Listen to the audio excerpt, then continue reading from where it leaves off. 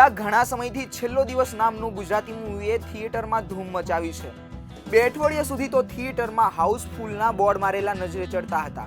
આ જોઈને એવું લાગે કે હવે ગુજરાતી ફિલ્મોની દુનિયા બદલાઈ રહી છે।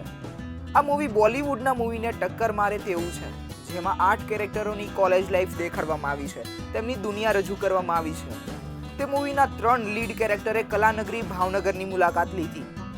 અમોએ તમોને નામનો શબ્દ પ્રખ્યાત કરનાર નરેશ એટલે કે મયુર ચૌહાણ, મસ્ત મોજીલું કેરેક્ટર વિકી એટલે કે મલ્હાર ઠાકર, શાંત અને શર્મિલું પાત્ર રજૂ કરનાર પૂજા એટલે કે જાનકી બોડીવાલાએ ભાવનગરની મુલાકાત લઈ પત્રકાર પરિષદ યોજી, જેમાં ગુજરાતી ફિલ્મો પહેલા કરતા જોવાનો જે ટ્રેન્ડ વધી રહ્યો છે તેના વિશે વાતો કરી।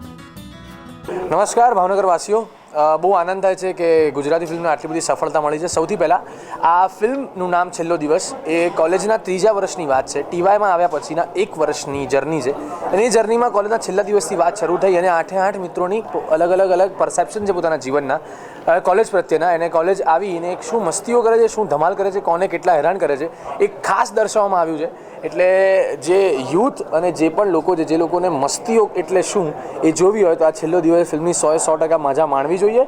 અને આ ફિલ્મ એ 8 મિત્રોની અલગ જીવન પ્રત્યેના જે સંદર્ભો છે એ બદલાતા જાય છે ધીરે ધીરે, કે કોઈક લેઝી છે, કોઈ જલસા કરે છે, કોઈક મજા કરે છે, આ તે એ બધી જ વસ્તુઓ ફિલ્મના પ્રોપરલી દર્શાવવામાં આવી છે।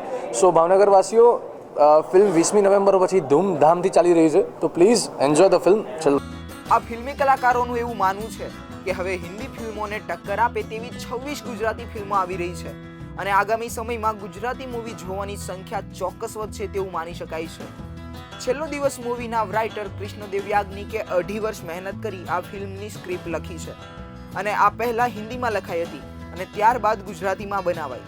આ ફિલ્મમાં ખૂબ જ હસાવનાર કેરેક્ટર નરેશે પણ પોતાની ફેમસ લાઈન પત્રકાર પરિષદમાં બોલી સૌને હસાવ્યા હતા।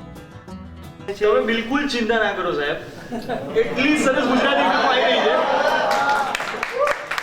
ગુજરાતી ફિલ્મોનો અત્યારનો છેલ્લો દિવસ જોઈને બહુ જ મોટી આશા બંધાઈ છે અને આવનારા સમયમાં ઘણી બધી ગુજરાતી ફિલ્મો આવી રહી છે, જો એને 26 ફિલ્મો છે અને દર્શકોનો, ઓડિયન્સનો સપોર્ટ જો આવો જ મળશે ને તો તમે બીજા બધા રાજ્યોની જે વાત કરો છો એમાં ગુજરાતની પણ ગણના થઈ જશે।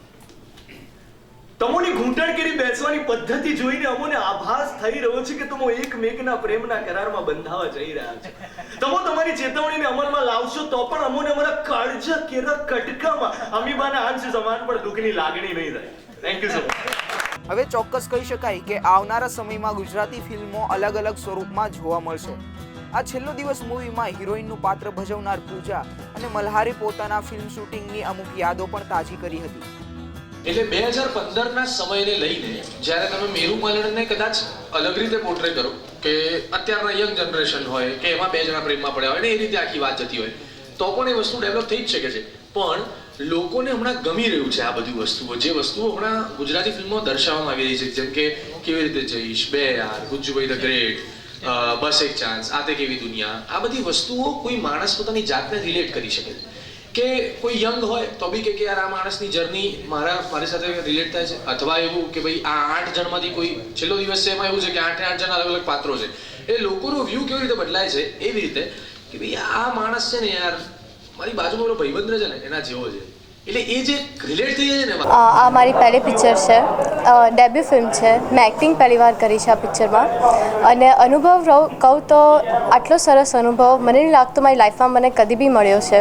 34 દિવસ હતા, એ 34 દિવસ ક્યાં નીકળી ગયા હતા એ અમારામાંથી કોઈને નથી ખબર અને જે અમે લોકો મસ્તી કરતા હતા, ઓન ફ્લોર મસ્તી કરતા હતા, પછી ગીતો ગાતા હતા અને આ 34 દિવસ એટલા સરસ નીકળ્યા છે ને અમારા, જે તમને રિઝલ્ટ મળી રહ્યું છે જે છેલ્લો દિવસમાં। સો પ્લીઝ તમે લોકો એન્જોય કરો છેલ્લો દિવસ।